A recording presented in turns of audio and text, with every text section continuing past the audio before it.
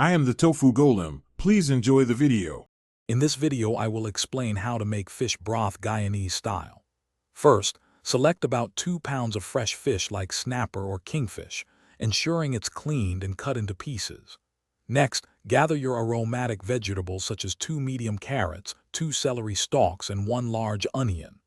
Don't forget key seasonings like fresh thyme, a few weary peppers for a kick, and salt to taste.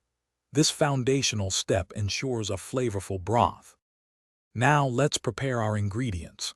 Thoroughly clean your fish pieces with lime juice and a pinch of salt, then set them aside. Next, chop all your vegetables, including carrots, celery, and onions, into roughly 1-inch pieces to ensure they cook evenly. Don't forget to mince 2 cloves of garlic and grate about 1 inch of fresh ginger. These add crucial depth to the broth. It's time to start cooking. In a large pot, heat 2 tablespoons of oil over medium heat. Sauté your minced garlic, grated ginger, and chopped onions until fragrant, about 2 minutes. Then, add the remaining chopped vegetables and cook for 5 minutes before pouring in 6 cups of water. Bring it to a boil, then reduce heat and simmer for 20 minutes, allowing the flavors to meld beautifully. Almost done. Carefully add your seasoned fish pieces to the simmering broth.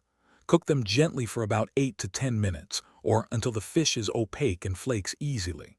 Before serving, garnish generously with fresh chopped cilantro and a final squeeze of fresh lime juice for brightness.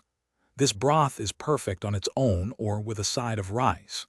Remember to check the description for a link to the Owala water bottle and other great deals. Thanks for watching. Consider subscribing if we helped you today.